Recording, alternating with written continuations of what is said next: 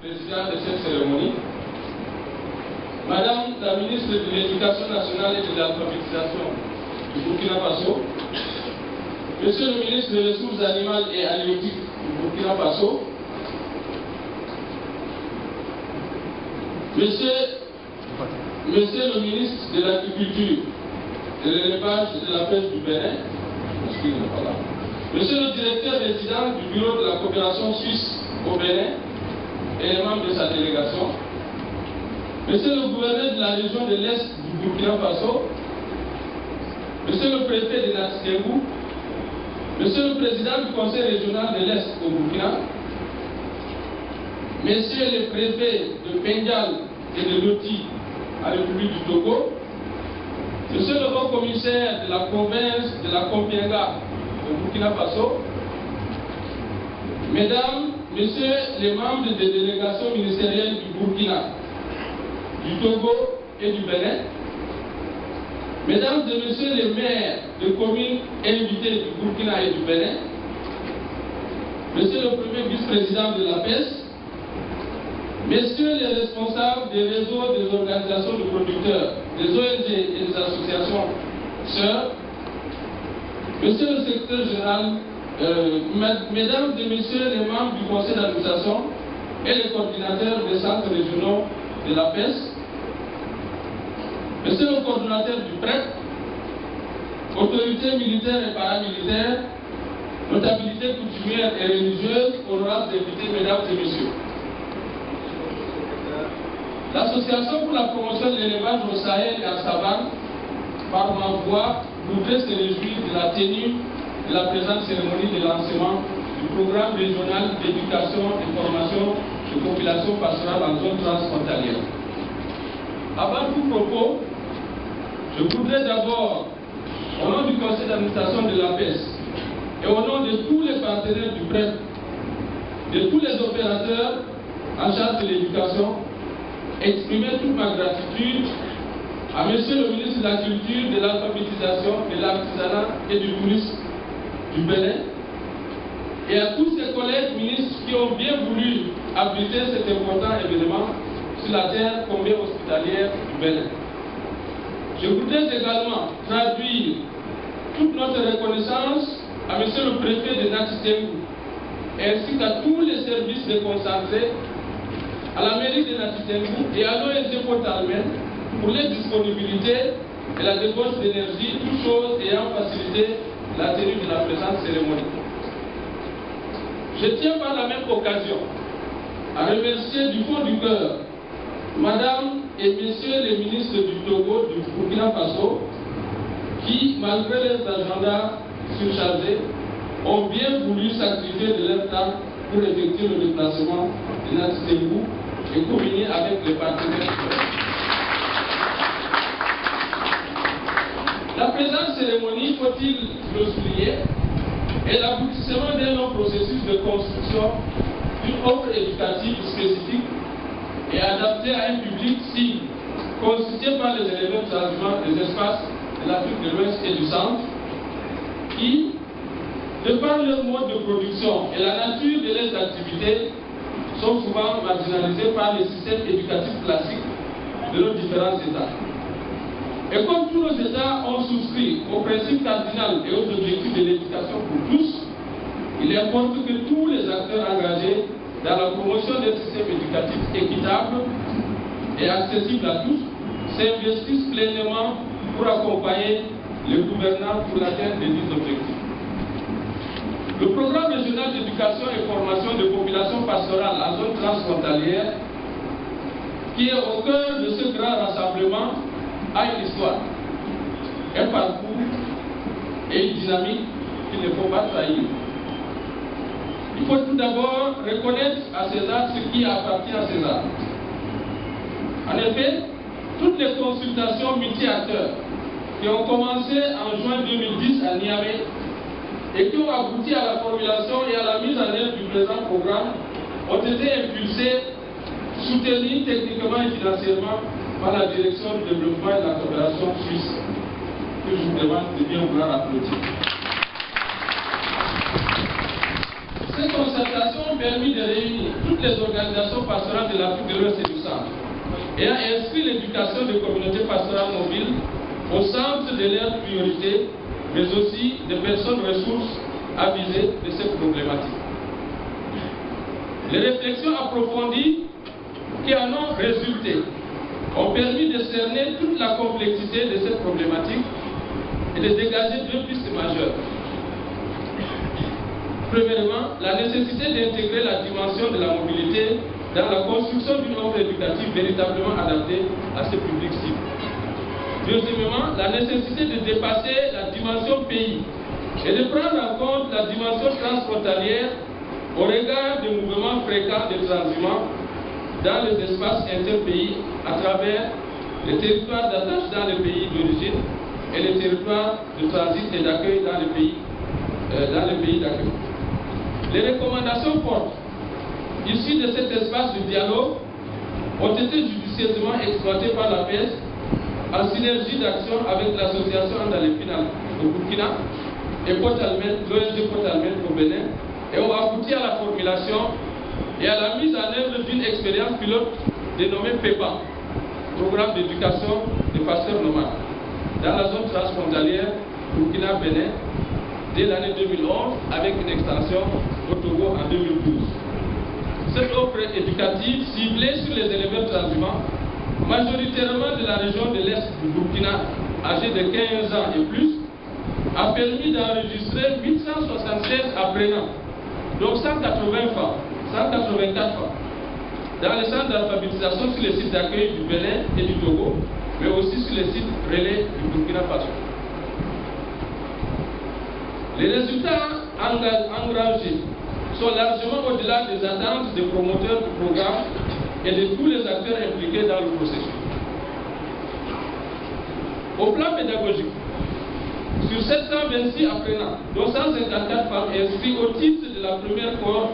sur les 15 sites d'accueil du Bénin et les 5 sites relais du Burkina, on a enregistré 515 déclarés alphabétisés, dont 95 femmes, à l'issue des évaluations pédagogiques, soit un taux de réussite de près de 91%. Il faut noter que les apprenants inscrits dans les 5 centres du Togo étaient à leur première année et n'ont pas été concernés par ces premières évaluations. Tous ces apprenants déclarés alphabétisés ont une maîtrise de la lecture, de l'écriture, du calcul et même du français fondamental après seulement 2 sessions de formation. Au plan de la communication et de l'intégration intercommunautaire, les effets induits par les sessions de formation sont plus que séduisants. Une bonne appropriation de législation sur la transhumance interne et transfrontalière se traduisant par un respect des couloirs de passage, une augmentation sensible des détenteurs de certificats internationaux de transhumance et un plus grand respect du calendrier de transhumance. Une meilleure communication avec les services de sécurité et les services forestiers du Togo et du Bénin. La réduction considérable, voire la disparition pure et simple des taxes illicites et du racket sur la plupart des sites d'accueil des transhumants. Une meilleure coexistence éleveurs transhumants et populations autochtones et la réduction sensible des conflits intercommunautaires. Madame et Messieurs les ministres, chers invités, face à tous ces effets positifs, j'ai saisi cette illustre occasion pour traduire toute notre gratitude et notre reconnaissance à Messieurs les maires, aux chefs d'arrondissement et aux délégués de villages de communes de Materi, de Tangueta, de Kobli, de Tukunkuna et de Natitenkou au Bénin, qui n'ont ménagé aucun effort pour faciliter la mise en œuvre du PEPA dans les entités administratives. Rendre un grand hommage aux préfets de Loti et de Pédial dans la région de Savane et les préfets de Duffelbou et de Bassa dans la région de l'Ankara au Togo, qui ont brillamment accompagné tout le processus d'extension du programme au Togo. À l'endroit de toutes ces illustres personnalités, je vous demande un grand vent d'applaudissements.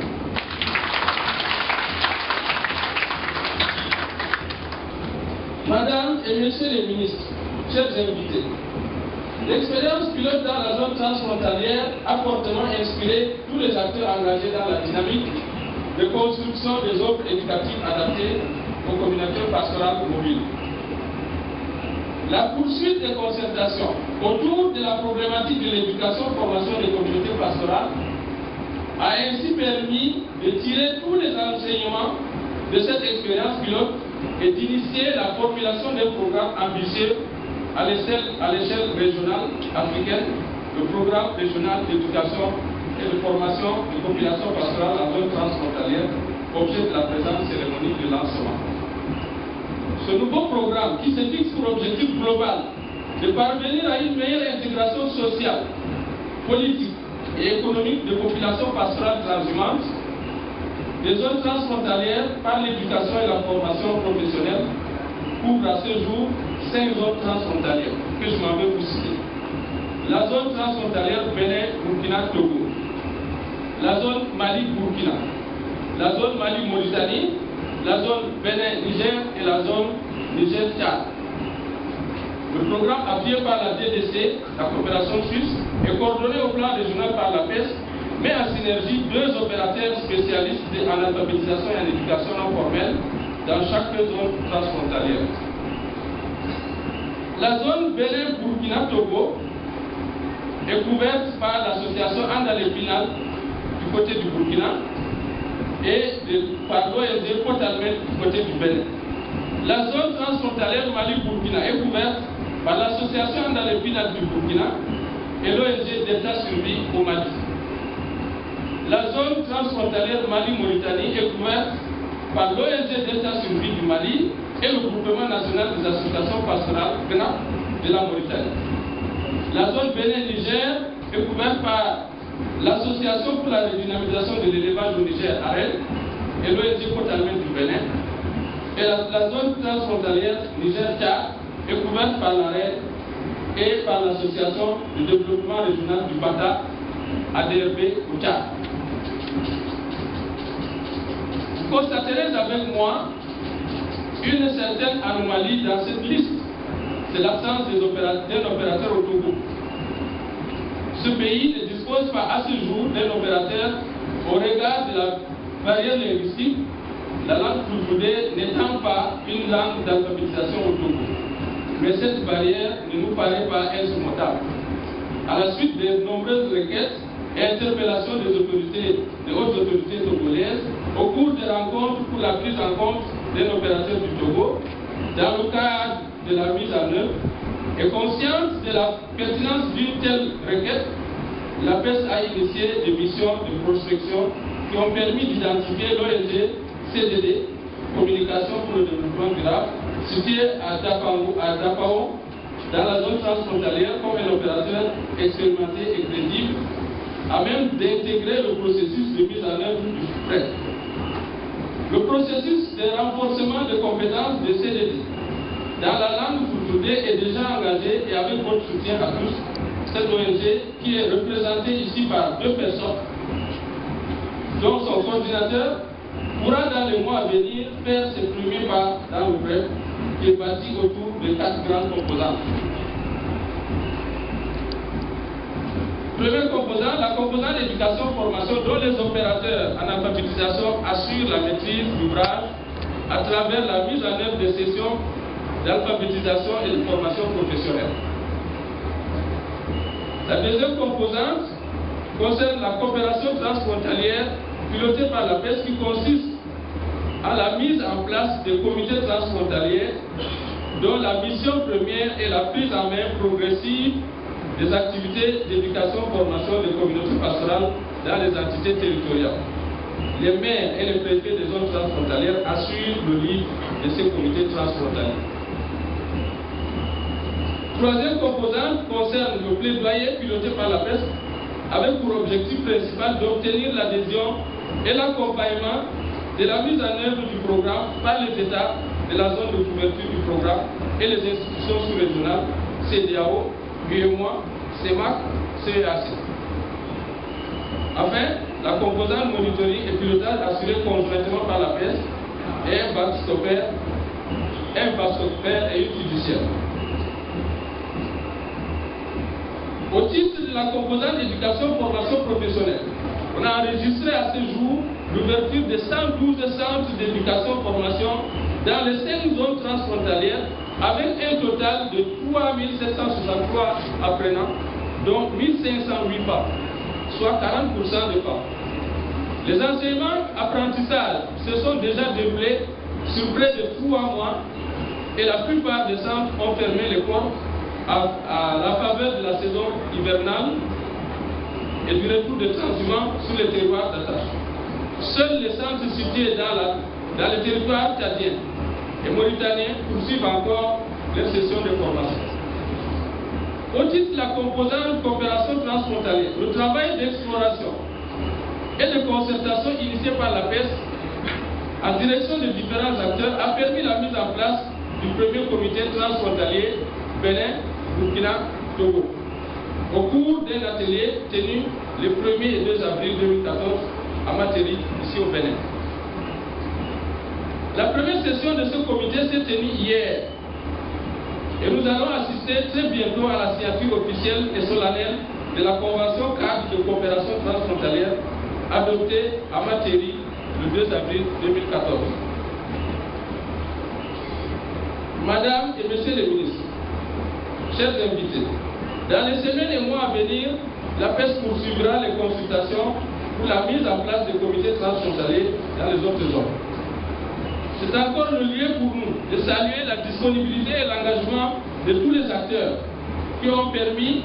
l'élaboration et l'adoption de cette convention. Nos remerciements vont particulièrement à messieurs les maires de Materi, de Tangueta, de Kopli au Bénin, aux préfets de Loti et de Bédial au Togo et aux maires de Pama et de Kombienga de Burkina Faso. Je voudrais vous demander une fois de plus de les applaudir. En votre nom à tous, je leur adresse tous mes hommages et vous demande encore, bien entendu, ils sont importants de les applaudir. Au titre de la composante plaidoyer, la PES a conduit des missions auprès des autorités ministérielles du Burkina Faso, du Niger, du Tchad, du Bénin et tout récemment au Togo. Auprès de toutes ces autorités, la PES a reçu une oreille attentive et de bonnes dispositions d'esprit à accompagner le programme. La preuve du quoi est manifeste ce matin, avec la présence de 3 ministres. Dans cette même dynamique de plaidoyer, une convention de partenariat a été signée le 27 décembre 2013 entre le ministère burkinabé de l'Éducation nationale et de l'alphabétisation et les partenaires du PREP avec l'aval du ministère des Ressources animales et halieutiques au Burkina. Vous n'allez pas vous fatiguer d'applaudir. Je voudrais au nom de l'ensemble des partenaires du PREP les remercier et leur rendre hommage pour cet acte. Des avancées importantes vers la signature de conventions sont également enregistrées au Bénin et au Tchad. Au niveau des institutions sous-régionales, des concertations ont été initiées avec l'UNIWA et un projet de convention a été élaboré courant avril et soumis à la commission pour examen et adoption. Les contacts sont en cours avec la CEDEAO dans cette même période. C'est l'occasion pour moi de saisir cette belle tribune pour en appeler à toutes les autorités ministérielles ici présentes pour que les actions soient diligentées en faveur de l'accompagnement de ce programme qui, au-delà des activités de l'administration et de formation, constitue une garantie de la réduction, voire l'éradication progressive de conflits et cette communauté autour de la compétition des acteurs sur l'utilisation des ressources naturelles en lien avec la pratique de la transfrontalière. La transhumance, mal comprise, est source de tensions et de conflits récurrents. Mais bien comprise et bien régulée par les différents acteurs, elle devient une importante source de création de richesses insoupçonnée par tous, tant la réciprocité des intérêts nous paraît évidente. Et j'ai l'ultime conviction que le prêt, dans ces différentes composantes, sans perception spécialique aucune, et toute modestie gardée,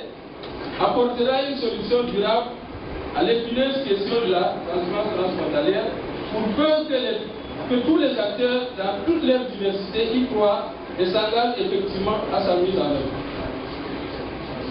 Madame et Messieurs les ministres, chers invités, je ne saurais terminer mon propos sans réitérer tous mes hommages à la DDC, à son directeur résident Jean-Luc Virchot, représentant résident de la coopération suisse au Bénin, pour son engagement sans faille aux côtés des partenaires du PREP, qui a pris la grande responsabilité d'assurer l'accompagnement financier du FEPA, qui était présenté par certaines personnes comme une entreprise très risquée au regard de sa dimension transfrontalière. Monsieur Virchot, soyez assurés que nos prières pleines de bénédictions vous accompagnent dans vos nouvelles missions. J'adresse les mêmes hommages à Marie-Luce, conseillère régionale pour l'éducation de la DDC, véritable cheville ouvrière du processus qui a tout donné et tout bravé pour que ce programme soit une réalité. À Madame Sama Yeko Rufil, à l'époque chargée de programme d'éducation au bureau de Cotonou, et surnommée affectueusement Maman Pépa, par les promoteurs de l'expérience qui a cru en ce programme et qui s'est personnellement investi pour son accompagnement par la DDC du Bénin. Malgré tous les applaudissements de la soirée d'hier, je vous demande encore et toujours un grand vent d'applaudissements pour ces trois personnalités pour leur engagement en faveur de l'éducation pour la vie. Et enfin, je vous demande d'applaudir encore très fort tous les ministres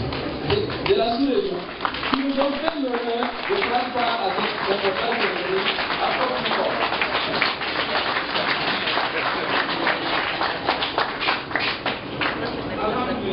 Merci beaucoup.